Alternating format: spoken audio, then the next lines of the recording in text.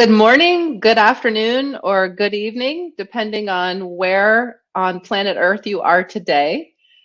So happy to be here with you today in season 1 of Research Aromatica's 7th episode on community-supported forest restoration in Ghana.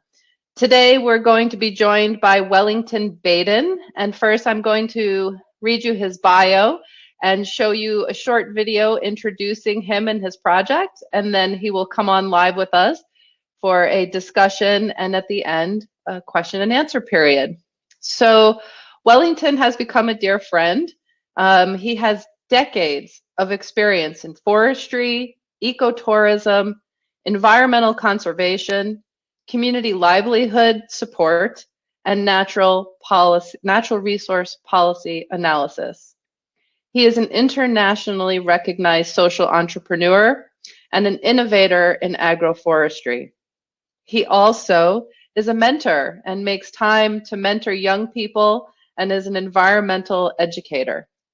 He works with the United Nations, with the World Bank, with the IUCN, with the government of Ghana and other countries, as well as chiefs, NGOs, and communities. Wellington Baden is a man of the people and also a man who uses the structures around him to create more prosperity environmentally, socially, and economically. So without further ado, I'm going to play a very short video to give you a taste of his project in Ghana. So, can I have the ladies come forward? Okay. So, you buy them for them. Okay. You can pass it around to the gentleman, but that bag's going to smell like that for weeks. Walking in the flower garden, it's quite beautiful. It's very nice to see that there's an area like this in Ghana that others, whether they're here in Ghana or even outside of the country, can come to and actually enjoy nature.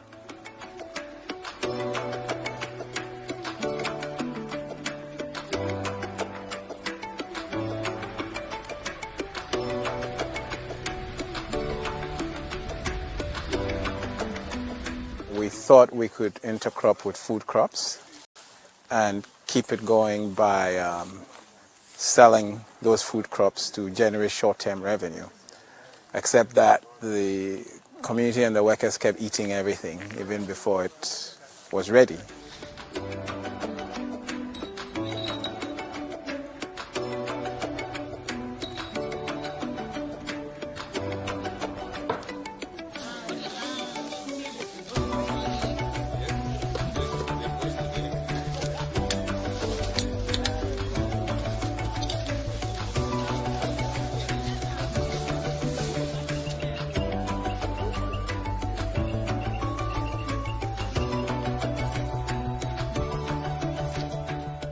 Now, our main focus is the Experiential Learning Center, where we're going to teach people what we have learned over the last 20 years. This is the only way that we can quickly disseminate what we've learned, because it's all about training and empowering people to also go out there and do it themselves.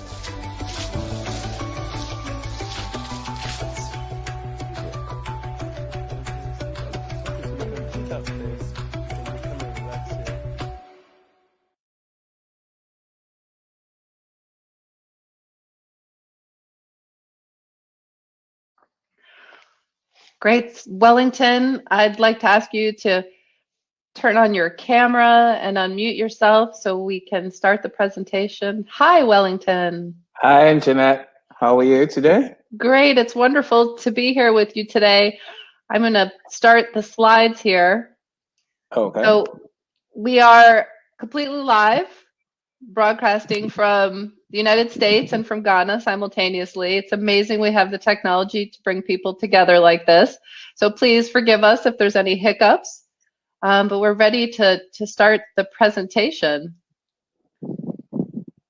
Wellington, please let's start with a brief overview of what Portal Estates is and how you started it. Okay, so Portal Forest Estates is a model sustainably managed forest estate. When we started initially in the year 2000, we were just focused on growing some fast-growing tree species to make sure that down the line we would have a renewable and sustainable source of raw material for our wood processing factory, which was then basically engaged in making doors and builders joinery for the real estate industry in Ghana. So in 2000, we started, and when we started, of course, we all had our eye on a carbon credit dividend, because that was around the time when these conversations were beginning about carbon credits and benefits and payments for protecting the forest and ecosystem. It didn't really gain much traction on a national level till around 2009, when the Forestry Commission, in partnership with the World Bank, decided to adopt the RED model, and was one of 4 or 5 countries chosen in Africa. There was initially 3 countries, and then another 2 were added to model a RED Plus pilot program. And Portal got chosen along with 6 other projects in the country to share their model, and also to engage in conversations based on the experiences we were having and interactions with the communities to shape what then became the new forest policy legislation in Ghana, which moved us away from an industry which was basically primarily focused on timber and the harvest of timber from the forest, to what it is now, an industry which looks at the forest holistically, and not just in terms of the forest alone. I mean, not just in terms of the trees alone, but also in terms of the habitat, eco habitat within the forest, the non-traditional forest, the non-traditional forest products, which were not timber, and also the communities and people living within the forest landscape or on the fringes of the forest landscape, and accounting for the impact they were having on the forest, and looking at this in terms of what incentives and deterrence and monitoring and tracking could be put into place under the RED Plus program, and also under the FLEC program, which was responsible for for tracing and monitoring of where trees were coming from, to ensure that they were coming from legal and sustainable sources. Yeah.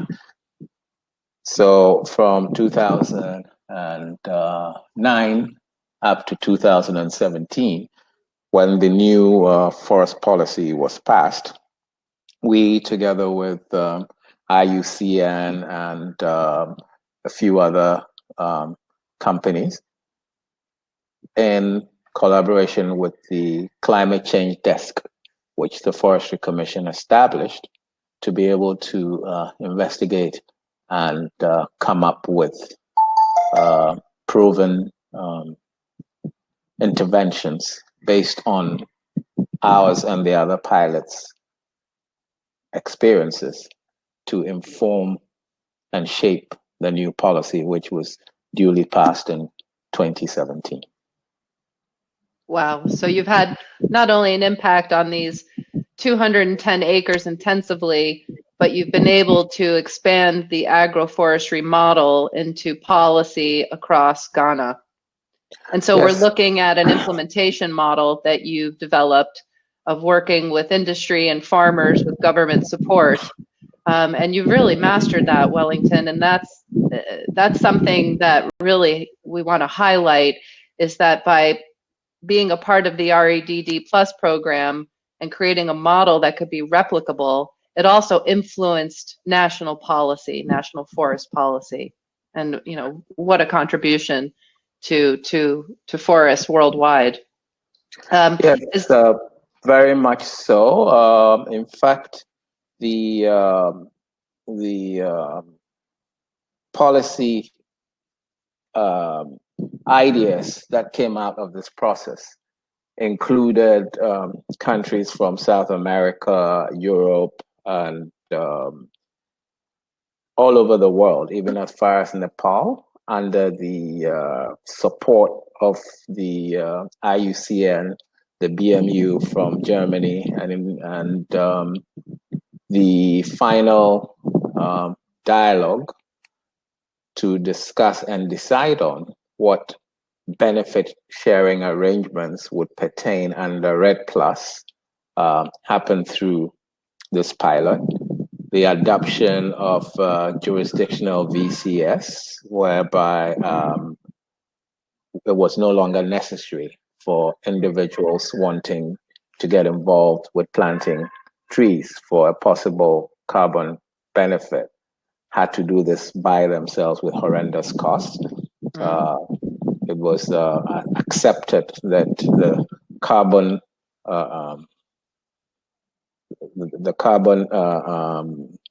indicators would be taken on a national level basis, which then freed a lot of the cost of setting up a Red Plus project. Yeah. So now you did that using an agroforestry model. So let's talk about what agroforestry is for the viewers. We've made a slide here to give a demonstration, but Wellington, can you interpret what agroforestry is for the audience? Okay, so basically, agroforestry is a system whereby longer-term growing trees are mixed with shorter-term crops in a sort of multi-story agricultural approach, i.e., you would have your trees. You could then plant vines on your trees, and as an understory crop, you could plant shrubs, rhizomes, grasses to yield an income in the short term, whilst the trees which took longer to grow were growing. We stumbled on this, or we had to come up with something around this idea when we realized that the actual practical benefits from carbon payments were and are still a long way away, even though a lot of progress has been made. Trying to get so many countries to agree on something is not easy. We thought we were through when the Paris Climate Change Accords were signed, but we all know what has happened to them. So we were trying to focus on a model which would still work and would be sustainable with or without carbon credits, because we realized that we could not rely on carbon credits. So we've tried to come up with a model that is self-sustainable. And our agroforestry mix focused on essential oils, right? You can have agroforestry with cash crops, with all kinds of different permutations. But for our model, what we have focused on within our agroforestry mix is aromatic plants, crops, herbs, and spices to create and market essential oils to the global marketplace. Great. Well, so here's an example from Portal Forest Estates of agroforestry. You can see the arrow there is showing you an endangered indigenous tree quadrant. So within Portal Estates, because I've been fortunate enough to visit Portal Estates, within Portal Estates, there's quadrants where different plantings are happening. And so you can see in the back there, that's the endangered indigenous trees.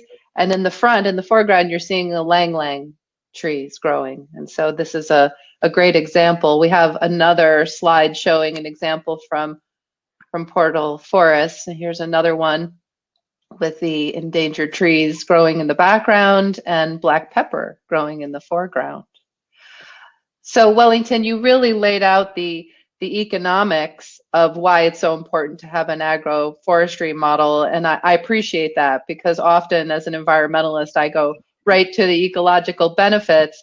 But it's so important to recognize that agroforestry is an approach that has economic and environmental as well as social benefits intermixed together. They're interrelated. And so as the economics are working out better for investors and for the community in reforestation, it's also building up ecosystem services and soils and biodiversity and habitat, all kinds of benefits to the environment. So it's certainly one that I'm very passionate about. So I was very excited to see Portal Estates and what you've accomplished there. Tell us a little bit more about planting the endangered trees of Ghana, the indigenous trees, and why that was important to you. Okay, well, we did have some remnant of secondary forest on the forest estate land on the 210 acres. And so what we looked at basically was planting trees which then could become a source of mother trees using an enrichment planting approach. So the first thing was to conserve the indigenous trees which were there already and add to them by planting in strip lines to ensure that a lot of the trees which are going extinct, we would have a source of mother trees off them, so that we could then produce seedlings from these trees and have sustainable and renewable source of seedlings for other projects. So for instance, if we're asked to replicate what we're doing on some other land, we can, get mahogany seedlings, emre, ofram, wawa, odum, edinam. These are some of the top timber tree species, and they are kind of difficult to find. But if a concerted effort was made to replant them, they could quite quickly be large areas where they can be repopulated with these tree seedlings, and that conservation approach also has meant that we can sustain that 100 acres of conservation, which has a lot of wildlife habitat within it, and we can sustain and maintain that from the sale of tree seedlings without the necessity of cutting the trees down. So we would get an ecotourist dividend from it, from people coming to see these trees, which are not so easily accessible. And also we could ensure that we could replicate either by putting them in projects which we were involved with, or sell them out to others who would want to do something similar themselves. That's wonderful. So let's talk about your Cidrela trees, because they're quite special to Portal Forests. Tell us about these trees. What's their significance? Okay, so our model really sought to balance competing demands on the forest, right? Obviously, like we just talked about, the indigenous tree species, which are very important in terms of creating ecosystem habitat and biodiversity, okay? But we could not also get away from the fact that timber is very much sought after resource, and with the explosion in world population, more houses obviously will need to be built, more furniture, and all the things that timber is applied for. So we recognize that, yes, you could not rule out timber completely. And to make the model sustainable and self-supporting, we decided to grow some fast-growing timber species. we chose Cidrela because it is still possible to grow things under Cidrela as an understory crop, whereas teak, which is quite popular, kills everything underneath it with the exception of cardamom. So we chose Cidrela, which is a redwood. It is used for high-end furniture. It is used for high-end packaging, for humidors, and high-end cabinetry as well. We planted it in 2000, and at the moment we're harvesting a part of the trees we planted for timber applications, and it is our aim to reinvest the money that we would earn from planting Cidrela to take our project to the next level. When we started planting Cidrela, it was about €50 a cubic meter. That was in 2000. As of last year, before COVID, it went as high as $1,200 a cubic meter. Wow. And then with the pressures of COVID and companies, importing companies closing down or suspending their operation, it came down to $850, and right now the country as a whole is not exporting; is waiting for this COVID issue to be resolved.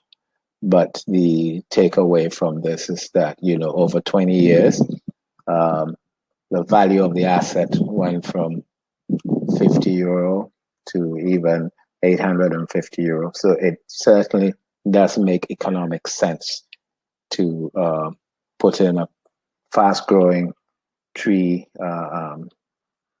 model within the managed forest estate model in terms of generating medium-term income. Yeah, and what is this green wall we're looking at right now? Can you illustrate that for the audience?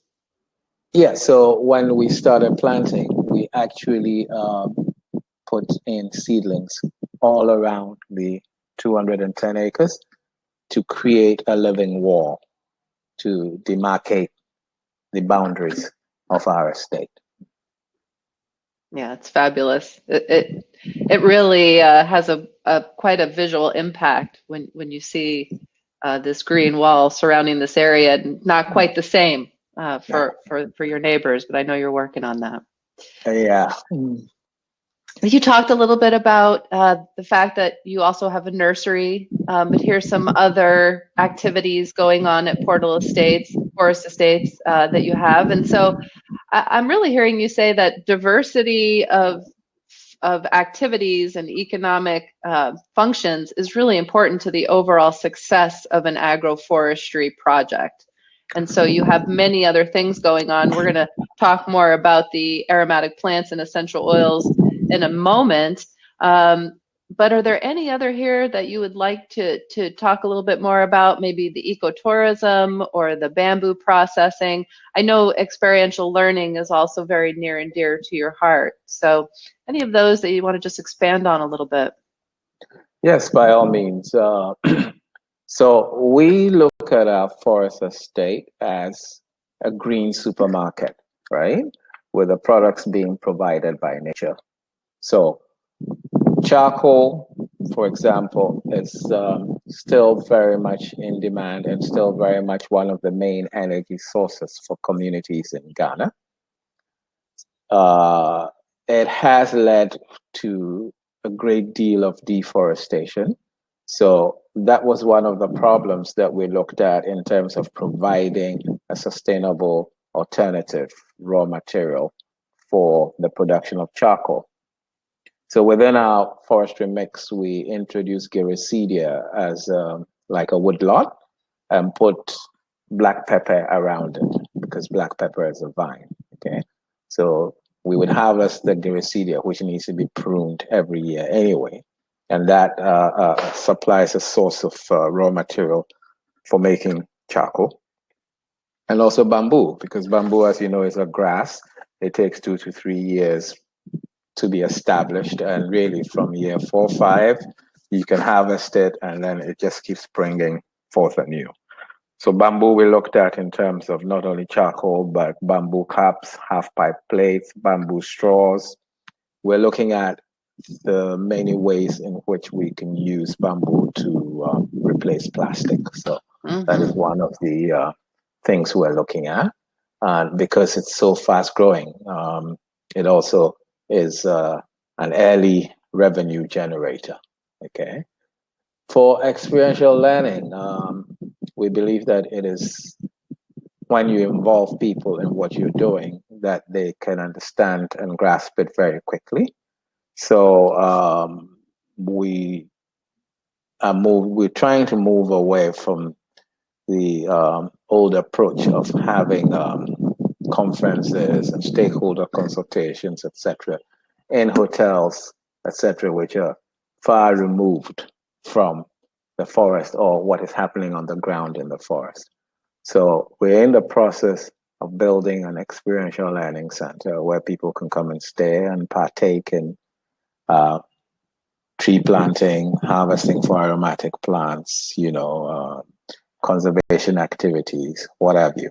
So even if we were to hold a discussion or a conference or whatever, it would happen within the forest setting where the issues are real and immediate, and people can learn in a practical way without it being a theoretical exercise, And around the same idea of experiential learning, we're building our ecotourism concept, which again is a question of come and immerse yourself, experience, and then hopefully go back with some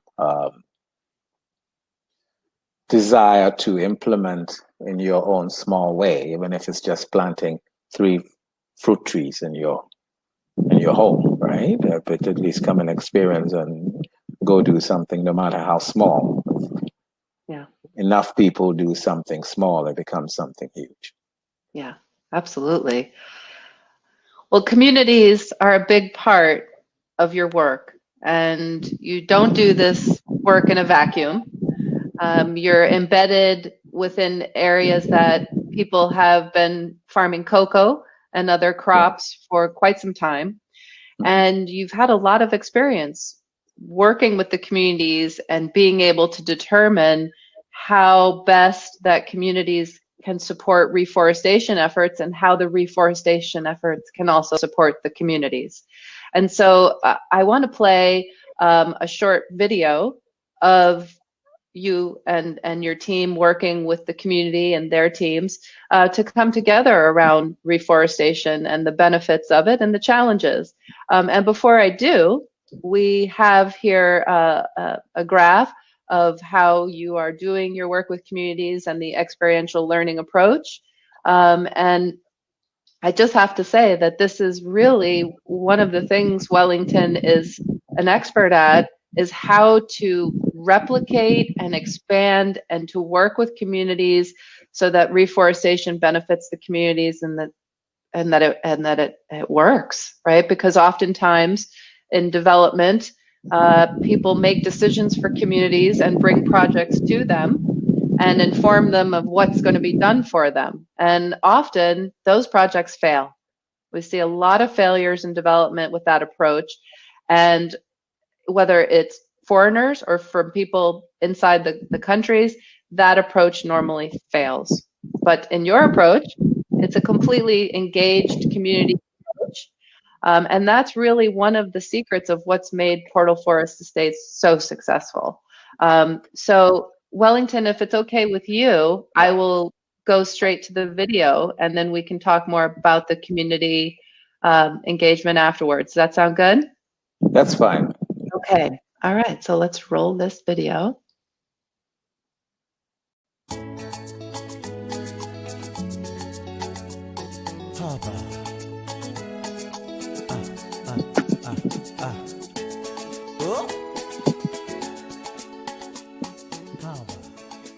Yeah, forest you might be as a papa, a most year free. In the animal barber can't be kakra afa forest ni Numa are more ye a woman. See, your government, why a crowd there? Papa, that quanya was saying, what started there? Would you, as I obey first. You there a map obia nefu abrofo no won wo map no the plan nti wo pede wo hu plan na yare yen wo paper do so there ebia ne farm no or there your map near the 2 paper do say ye map no na wo koko 2 acres enua du ne wum na me koko 10 acres enua enum ne wum a anje wo sam nunya scape mewo vititanya fawudi yesimi atumu yendu baby asa yan fufu mu no yo numa amfa so bebre ho anka enya free ho broni frɛ no NTFP non timber forest produce say ya papa edi nua ya sisi hai enua na se nneoma betime fifi ebi ye nuro a ye de say ho yare enwa emre mpo woma a na ye me enkro bebre ho afes no nya woma fim na mo kokuma ase asa no matimi ato woma ye ntumi nua no asase bi wo ha kwagi a enua nim papa nti ye enua no mawu na kokoro na shiro na ye papa ebe ye na kokoro no enye aduma nti eni tambia te se bu aduru bobo bansa na kokoro no aso nti sisi a mama ba kire ya ye hu ide ye be fa mo nde no so se kokoro we se di ndua sisi ma oyema kokoro sisi a kokoro board crampo wonso waka damage mezi a ye ho ma sisi a no also once nye there kokoro farm bia organ bia nen obodua ndua at least by 40%. Dua ba ne be de ne bi ne dia nese.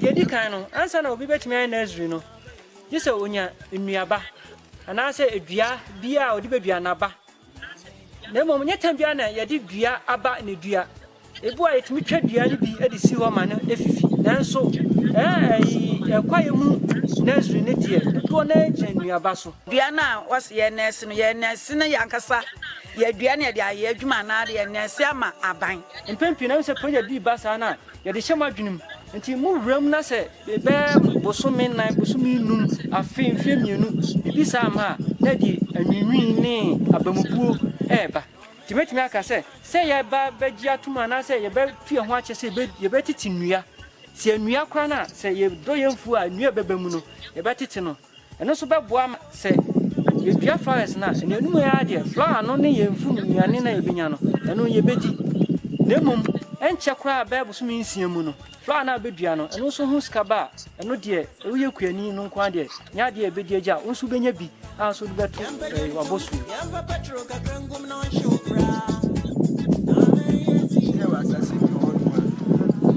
ya so ya de pe na de na wu dimini ni ye kan ye hobu sasase no sisi ansa ne bedu ya so ya de ne be janua nti ase sisi am kase sisi yi enam se janua no waso nti kokwa ye dua nyina aye fefefe ya kase ye hu kwa ye te da ma ache enti ye nam na frama afa ye hu na ndua no na aye me fa keke me ba de ba ko me ho amani je won sa so modua flowers bi wa ha flower no eso a na esa bodua ba na ore decorate dem no sronko kura ewo haba mu nya mama akwa pro ya mi she bi da etimba to manya ajo fa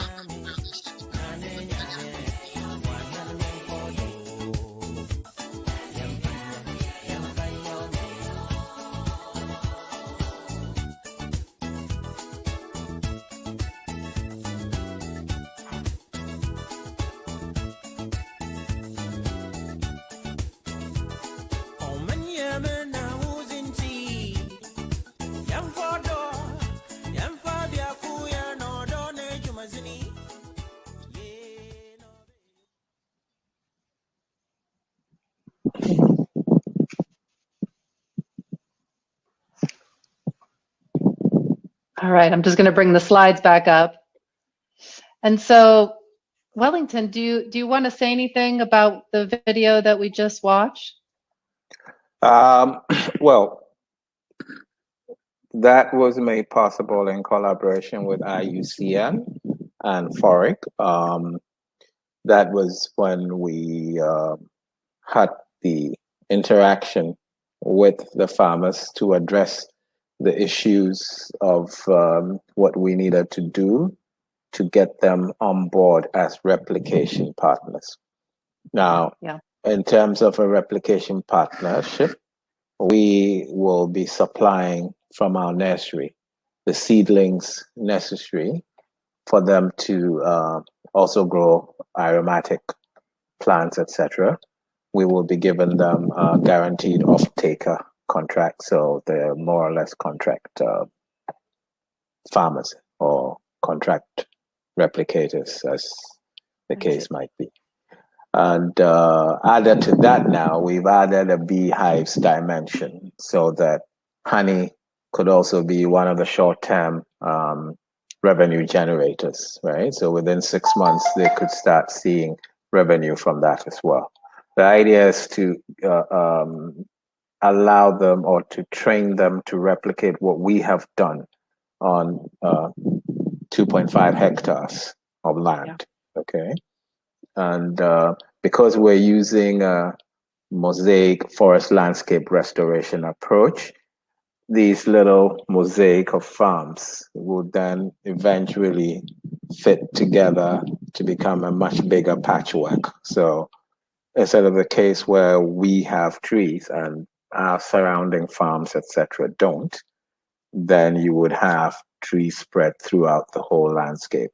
Whereas at the same time, it retains the capacity to be able to give them the income they were already getting from their farms. But with the intervention we're looking to make, that would be enhanced.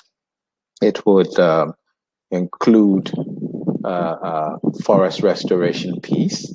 And because they would also be farming aromatic plants and doing beehives, etc., they would be getting an immediate dividend from that within 6 months without having to wait on carbon credits. So if carbon credits is eventually sorted and it comes through, that's fine. But for people to protect something, they have to have a reason to, and that invariably means they have to derive a benefit from it.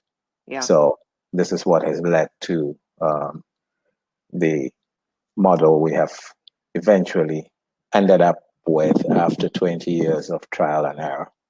Yeah, now that short-term revenue is so important for the longer-term restoration efforts. And thank you for really pointing that out. What we're seeing here are just some numbers of aromatic species that you planted just in Portal Forest Estates. This is not plantings across Ghana that you've worked with communities on. These are plantings within Portal Estates. That's right. Yeah. And so here we have some black pepper, some lemongrass. But let's see, let's show our viewers what you focused in on in terms of aromatic species, since so many of the audience works in essential oils. Here's your 6 main essential oils. And I'm sure there's reasons why you have chosen each one of these in particular, but if there's a couple of them that you want to talk about in more detail, Wellington, please share with us why these were some of the ones that you chose to grow. Okay, well, we actually have 20 essential oil lines, okay? Okay, so not just these 6, you have 20 in total. Yeah. Okay. These six were the ones we started off with initially. Ylang ylang, because it was very much sought after in the perfume industry and in the natural beauty products industry. And it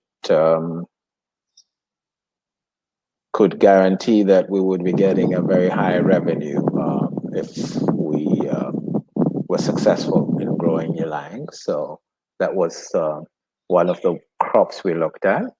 Citronella, because funnily enough, if you take the amount of citronella you have to grow on an acre, the yield of citronella in economic terms, an acre of citronella would give you just as much as ylang over the same space.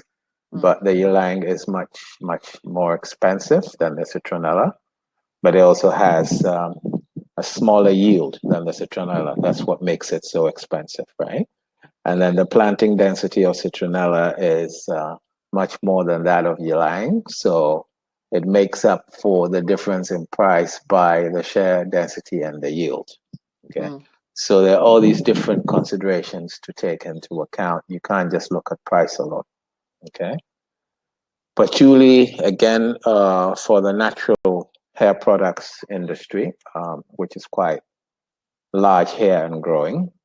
Patchouli is very much sought after because we're reliably informed by those who use it for hair products that it gives a natural curl to the hair in their hair products. So it's very much sought after.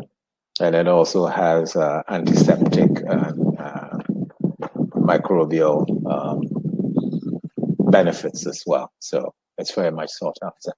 Lantana is possibly one of the lowest yielding oils we have, but it's very, very highly sought after in medicinal applications. Okay.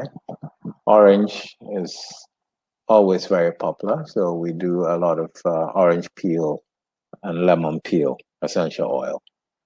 And ginger as well is very popular. It's much sought after by the local drinks industry, along with orange as well. Okay. And apart from these 6, we now have 12 other oils in various stages of development. We're growing vanilla. We have cinnamon, nutmeg, jasmine. We have 5 of the peppers: black pepper, Ethiopian pepper, pink pepper, grains of paradise. Cardamom is not really a pepper, but we have that, you know. And then also we're looking at doing stuff with Oliveira Danieli, which is a local resin tree here in Ghana, and also frankincense from Dazili from Burkina Faso.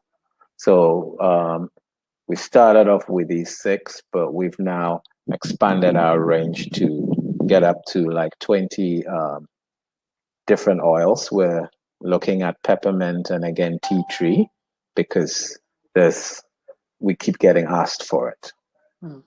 Yeah. Now, one of the things that's unique here, when we're talking about you growing aromatic plants and making essential oils, we should note that you are expanding your distillery. You're already distilling these aromatic species in Ghana, and that you're expanding those capabilities to be able to create essential oils and also retail within the African market, within the West African market and across. I mean, I know you also work internationally, but this is very significant that you're doing this, that you're not only shipping out the raw materials, but that you're doing value-added products and that you're manufacturing them there in Ghana. And that you're also, we have here this statistic at the bottom, 40% of your essential oils are also being turned into further value-added products such as creams, facial scrubs, hair products, different things. And that this is quite significant, Wellington. Can you please tell us a little bit more? We have about 1 or 2 minutes left before question and answer period. But why is this so important, that you're distilling and manufacturing value-added products in Ghana? Okay. When we started distilling essential oil products, we had to go out and get local producers to use it. And in the beginning, they were hesitant. But after they started using it, they realized that, yes, on the face of it, our oils seemed expensive compared to what they were importing, but the quality and the potency of it was such that they had to use very little compared to what they were importing, right? And for that, we have to say thank you to APRC for helping us to establish by the rigorous testing they gave our oils that our oils are of a very high quality. So thank you for that, and we look forward to future to more collaborations in the future. You know. Yes, do we? So we then decided that okay, we can't throw out, for example, all the hydrosols we're getting, as a byproduct from distilling oils, okay? And hydrosols do not cost so much that it makes sense to export them, you know? So we had to then again think of a way of utilizing them. And that is when we decided that, okay, we were going to combine it with things like shea butter, with black soap, natural made soap, etc. Okay. So we were led toward by the desire to be sustainable and to use everything that we were doing. And whilst we were in the process, local producers here and in East Africa who had started using our product wanted assurances that they would be guaranteed a certain amount of product, okay? So we said, okay, we're going to put 40% of that aside to sell across the continent and also for us to utilize ourselves. And during the process of this 40% being put aside, we've realized that with the expected demand coming in from Nigeria, from Kenya, from within our local place in Ghana and South Africa, we're going to have to expand. So we have been working in partnership with EDE, Essential Oils in South Africa, who make all our equipment. They have supplied us with all our equipment today. And we're bringing in a bigger distillery, one in order to be able to absorb the raw material we're getting all these farmers to grow as they are guaranteed off-taker, and two, to increase the volume of that 40% to be able to cater for growing demand. That's wonderful. Wellington, I know that there's a lot more there to unpack. We definitely have some good questions coming in. So I just want to end the slideshow and move over to the question and answers. So you ready, Wellington? I'm going to read you some questions, okay? Okay. Let me see here. Karen from South Africa is asking, is Ghana a signatory of the Nagoya Protocol? And if so, does it benefit the producers of the industry with access and benefit sharing? Well, Ghana is pretty much part of the Red Plus initiative. I believe the Nagoya protocols all come underneath that. As I have always said, which I try to put forward as forcibly as possible while we were engaged in this Red Plus project globally from 2009 to 2017. A lot of people talk about benefit sharing. We should have more conversations about responsibilities and who is, responsible for creating what, because you can only share benefits after they have been created, right? So that also feeds into our approach of getting the community involved, okay? Because we see that too often in the past. This space has been dominated by NGOs who mean well, okay? But it doesn't help if you come in and ask people to grow a certain crop, and at the end of your project window, which is usually 3 to 4 years, you have all these farmers and all these communities with all these crops, and they have no way to sell them, even though there's an international demand.